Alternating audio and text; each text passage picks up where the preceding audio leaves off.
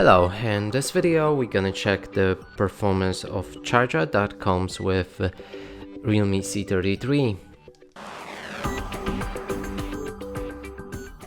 And to do this we'll need to connect the charger to Gosum Smart socket, which I already connected to the power source.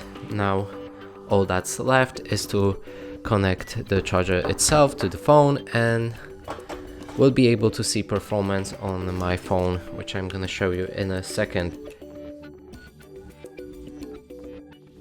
So right here I'll open Gosum app.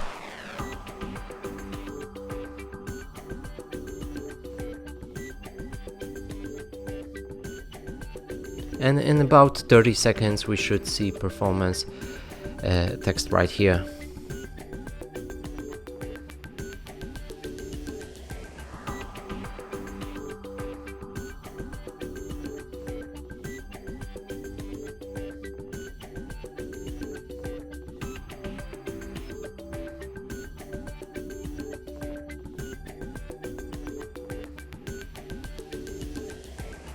And that's it for this video. Hope you like it. Please consider subscribing to our channel, leave a like and a comment below.